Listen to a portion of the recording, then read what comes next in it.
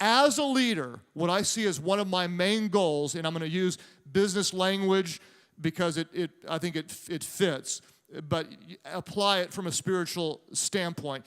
That is this. One of our top goals is to lead our staff and volunteer to think like owners rather than employees, okay? And I know stewardship is a better word. I want to use this word because I think it impacts the way I want you to think. One of our top goals is to lead our staff and volunteers to think like owners rather than employees. Now, this is not in any way to downplay the importance of employees. In fact, if anything, what it's meant to do is increase the importance of the employee mindset, because great businesses are always built on great employees. Great churches are built on great employees, great volunteers. That's the bottom line. So what we want to do is make our employees think even higher, and not just like a typical employee, but like a great one with an owner mindset. What's the difference? Very, very simply, a regular employee works for the business. A good owner works on the business. And there's a big difference. Not just working for, but I'm working on it. Okay? Employees, when it comes to money, employees spend money. Okay? Owners do something different. They may be spending it, but in their mind, they're actually investing. Employees spend, owners invest. I'm investing in advertising that's going to bring a return. I'm investing in training because it's going to make my team better and it's going to bring a return. I'm investing in this building because it's going to bring a return. Employees spend. Owners, though, the same transaction is in a different category in their mind. They're investing in their business. Okay? Employees, an average employee or a below average employee is going to ask, what's best for me? What's best for me? It's all about me. A good owner is going to ask what?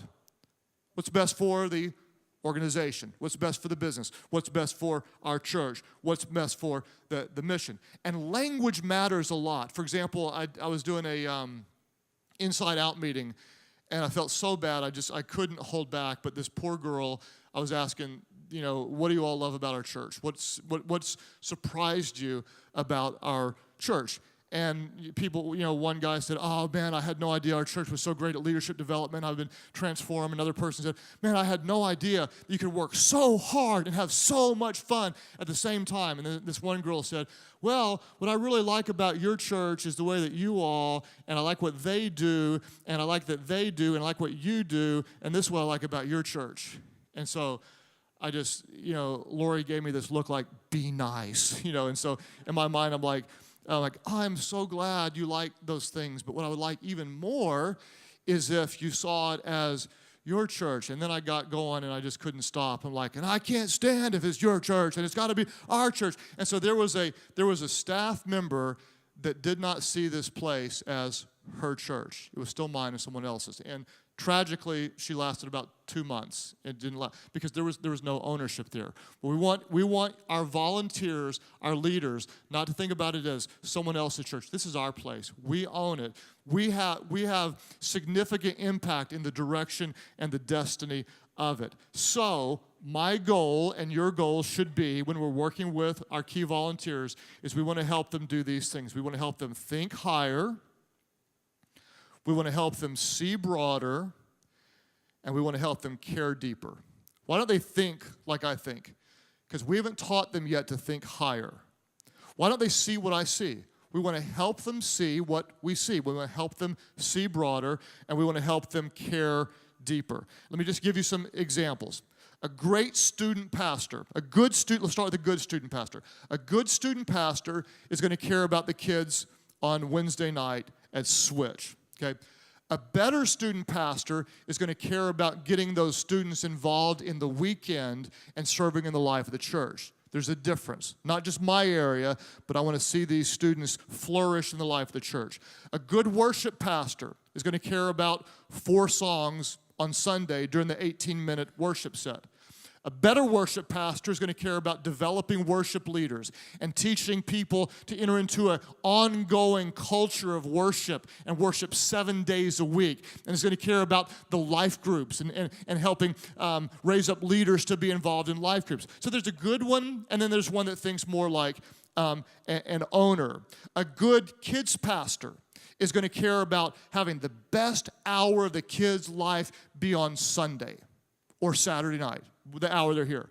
A better one who thinks like an owner is going to think, how can I partner with the parents to help them disciple their kids 7 days a week? And there's a big difference. We want to help them to think like owners, to care deeper, see broader, and to think higher. And let me just give you some examples. I just wrote this down is something to remember. If you're taking notes, you can write this down. What you care about helps determine what you can be trusted with. What you care about helps determine what you can be trusted with. If you care about higher things and you can be trusted with more, and you are more promotable, okay? For example, let me just throw in an example. I tried to keep you all apprised of what was going on in Wichita with a possible church merger. Why do you think I was telling you about that? Why do you think? Because this is a big deal, okay? Because this is a potential campus.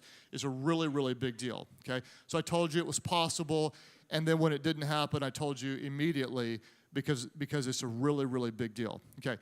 If you didn't care hardly at all, if you just read it and went on by, then you are thinking lower and not higher.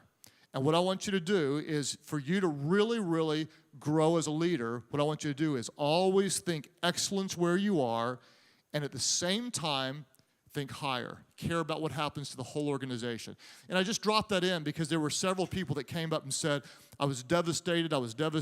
Then there were other people that I talked to about, and they were like, now, what was that deal? I mean, I don't, and it didn't even register, okay? It was a significant opportunity, and the church decided the right thing because their values were so different than ours. It would have been the wrong thing for them, wrong thing for us. But what happened while we were there is our heart just fell in love with the city, and so now we are, Wichita's at the top of the list of places we're investigating other options to build a campus there, because when we can touch a new city in a new state, that is a significant opportunity, and owners think that way, okay? I want you all to feel the excitement. I want you to be prayerful with me. I want you to care about what's in front of you, and at the same time, I want you to see higher, broader, and care deeper as well. So, as you do this, let me give you just real practically 4 qualities of effective communication. So what we're going to do is we're going to help our volunteers to think more like owners. We're going to help them to see things that they don't see, think ways they don't think, and care about things that they don't care about. And so there's 4 very simple qualities of effective communication. The first thing is effective communication is always consistent. It's always consistent. I love what Patrick Lencioni says. He says that you are the CRO. Who knows what that is? The CRO. You are the chief reminding officer. Touch somebody sitting next to you and say, you just got promoted. You're the new CRO. Come on, somebody tell them you're the CRO. Come on, you're not doing it up here. It's not fun if you don't do it. You're the new CRO. Come on, second row, I'm looking at you. Touch somebody next to you and say, you're a CRO. You just got promoted. You are the chief reminding officer. What do? You are constantly, consistently reminding people of what? The vision, the values, and the direction. The vision, the values, and the direction. The vision, the values, and the direction. If you are a parent, what are you? You are the CRO of your family organization. And if you want to be effective, you are consistently reminding your family of the vision. What is our family about? The values. What do we stand for? The direction. How are we going to get there? Over and over and over again. If you're involved on the video team, over and over. Here's who we are. Here's where we're going. Here's how we're getting there. If you're leading a volunteer count team on Sunday mornings, here's who we are. Here's where we're going. Here's what we stand for. This is why what you do is important. This is why we do it with excellence. This is why it matters. This is how your role contributes to the overall organization. Consistent. Now, why don't we do this more often? Let's be honest. A lot of us don't consistently remind people of the basics, and the reason is because we don't want to insult people. We've already told them. We don't want to insult their intelligence. We get bored with it. And I told them that, 2 years ago, and they should remember it, right? It's like the wife who said to her husband, "Why don't you tell me you love me anymore?" He said, "I told you 18 years ago, I'll tell you if it changes," okay? It doesn't work, does it? You have to continue to tell people, and this is really, really, really important. So, it is impossible, and I want you to hear this, and believe me when I tell you, it is impossible to over-communicate what you stand for, your values, what you're here for, your vision, and where you're going, direction. It is impossible to over-communicate vision, values, and direction. Why? Why is that? Don't ever forget, because values drift. And because vision leaks. And because people don't have a clue where they're going in life. It is totally and completely impossible to over-communicate vision, values, and direction. Because values drift. If you stop planting, casting vision for values, the values in the organization will drift. Because vision leaks. Because we forget why we're here. We lose it becomes a job, not a calling. We lose our passion for it. And because people, if not told with vision, they're going to make up their own vision, their own direction, and they don't know where they're going. So how do we do this? The answer is every way possible, all the time, every way. We're going to email. We're going to put it on social media. We're going to do personal little videos. We're going to tell stories. We're going to celebrate the values. We're going to celebrate and applaud those who live the values in our organization. We're going to put them on the wall. We're going to put them on the website.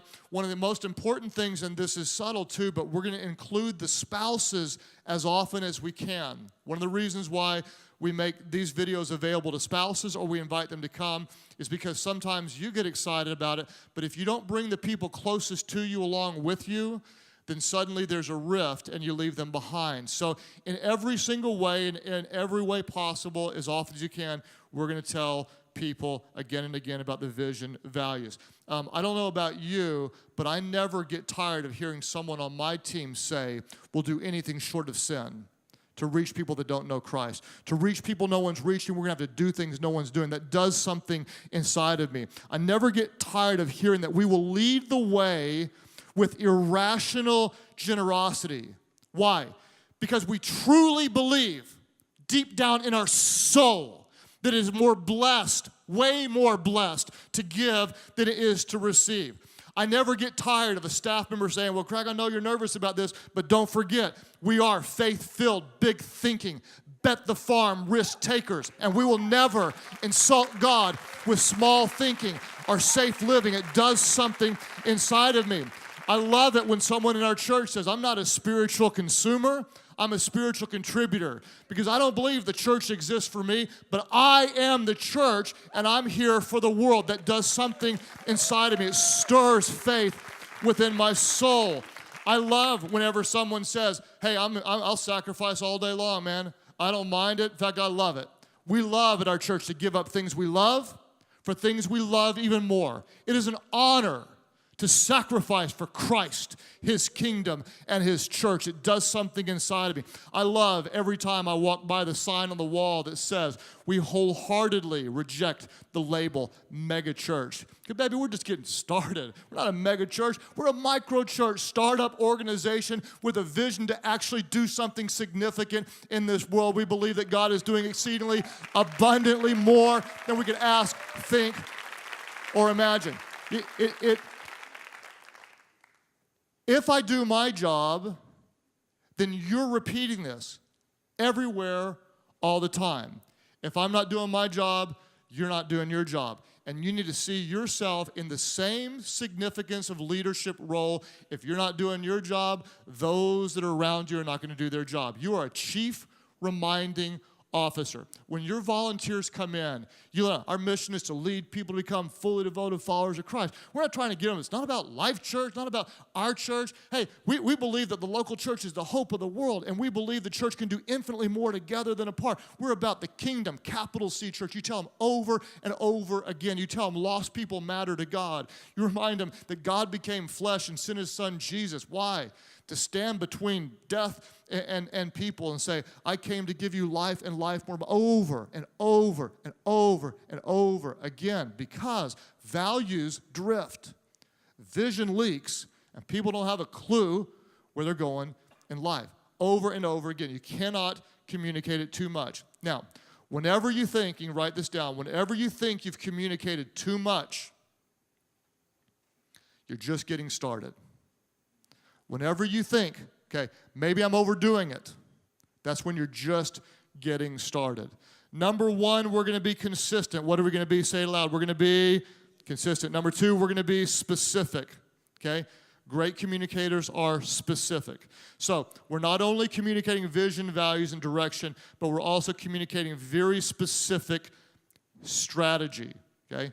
It is scary what a group of people can accomplish when they have a specific strategy, okay?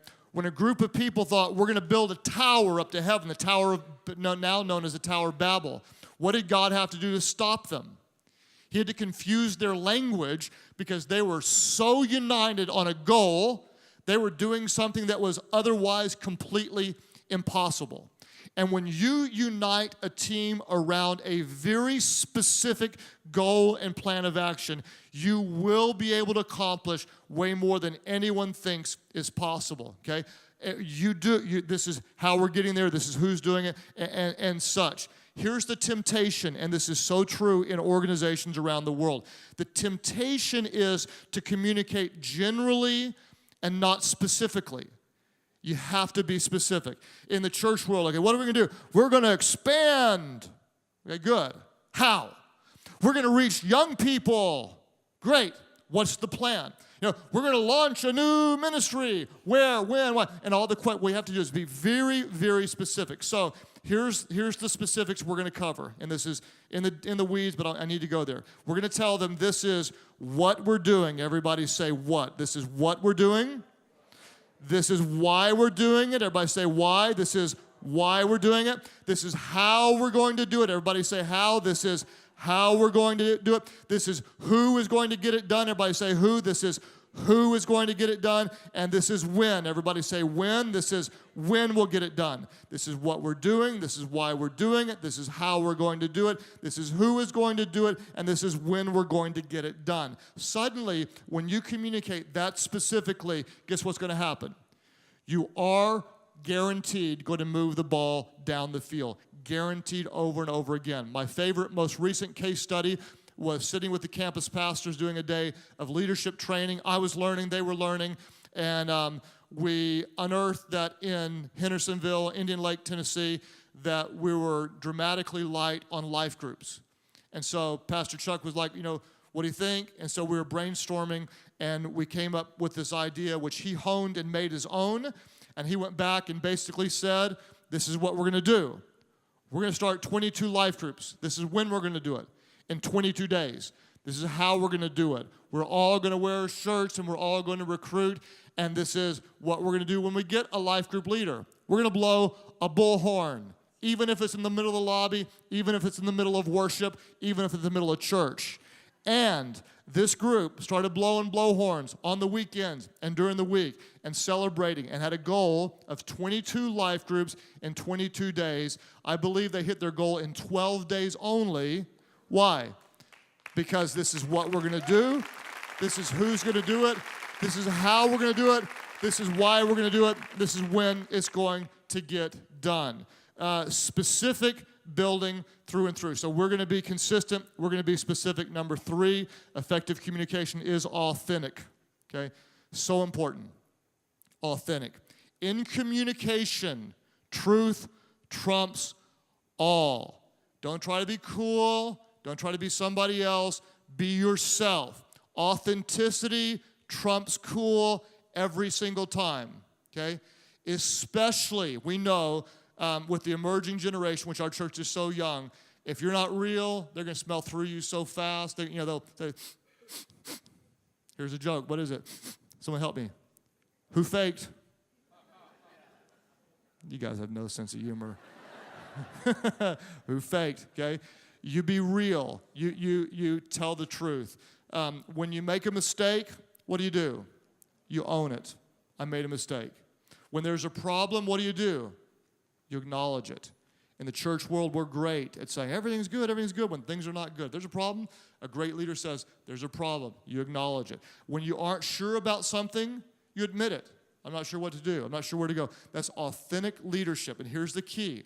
People would rather follow a leader who is always real than one who's always right. Okay? People would rather follow a leader who is always real than one who is always right. For example, last year, we noticed that there were too many of our staff marriages falling apart. That's a problem, okay? And the reason they were falling apart, I could have blamed on a million other things, but what I had to do is say, I am the number one culture builder, and I have not built a culture in recent years that's been helpful to our staff. My fault. I stood before you and said that, and said, I'm going to fix it, and we're going to fix it, and that's not acceptable. And I can tell you right now that the problem was here, and my goal is here, and we've moved about this far. The good news is we're moving forward, and we're going to continue to move forward because marriages matter to God, and we believe in our staff, no marriage fails. In our staff, our goal is no marriage fails. Marriages get better. Now, they'll have hard times, but we're going to invest in them, and I owned it, okay? And you acknowledge it, and you will follow me. If I cast blame, if I say, no, what's wrong with you all? Okay, I got a good marriage, what's wrong with you? That's not going to work, okay? What I have to do is I have to acknowledge and say, I've failed. That helps you know you failed. And then in that authenticity, you'll say, well, this is something that we can accomplish together. Here's the key. Without authenticity, you have no trust. Without authenticity, you have no trust. And without trust, you have no future. You have to be authentic. So we're going to be consistent. We're going to be specific. We're going to be authentic. And then number 4, great communicator is going to be passionate. You're going to be passionate about what you do. I never will forget, the year was 1993 or 94. I went to Willow Creek Community Church and saw the conference. Listened to a man that I'd never heard of before. If I did, I didn't know much about him. Bill Hybels stood up in a classic blue shirt because that's all he wears is blue. And he stood up and he lifted his hand up in the air and he was shaking, trembling, and fighting back the tears when he said, I believe that the local church is the hope of the world. And he preached it again and again. He said, I believe the local church can help stop poverty. And I believe that the local church can help marriages heal. And I believe that the local church can take the gospel around the world. And I believe that the local, and he went on and on and on about the local church. And I watched as this guy, passion was in his eyes, it was in his face, it was his full body passion. And I thought to myself, I'll clean toilets for that guy if he'll let me work here. I'll sweep floors. If I could be a part of something like that, okay, what got me? Wasn't their building, wasn't their budget. What it was a man who believed deeply in a divine cause, and it connected with my heart, okay? Great communicators are full on with passion in every way. I like what John Wesley said. John Wesley said, light yourself on fire, and people will come from miles to watch you burn, okay? You get excited about something, and other people will get excited as well. So when you communicate, here's the rule. They teach you this in writing. If you're writing, they say, don't tell, show, okay? Don't tell me I'm excited about it. Let your actions show it, model it, live it. Don't tell I'm excited. Show it. Show it in personal sacrifice. Show it in your investment in others. Show it in your willingness to give up something big for something you love even more. Show it by being excellent in all you do. Show it by helping others do more than they could do without you. Show it by believing in people that others don't believe in and pulling something out of them that they didn't know they had. Show it by telling stories about how the gospel is impacting your life. Show it by talking about what God's word is doing in you today. And if he's not doing anything in you today, be alarmed about that. Show it. Don't tell it. Let them see it. Let them feel it. And if you don't feel anything, man, you get to a place where you feel something again. For me, whenever I'm starting to lag in my passion, I can guarantee you there's two problems. Number one, my prayer life is lagging because prayer, for me, builds faith. And number two, I'm not working on anybody to win them to Christ. Whenever there is a lost person at the gym, because that's my place, whenever there's one or two or three guys I'm working on and we're in conversations and they're pushing back and they're no, and they're like, come on, preacher man, let up on me. That builds faith in me and makes me excited. When there's no one, I lose passion. Find those things that build the passion in you, lean into it, and then let that come out in your communication. If you're excited about what God's doing, others will be as well.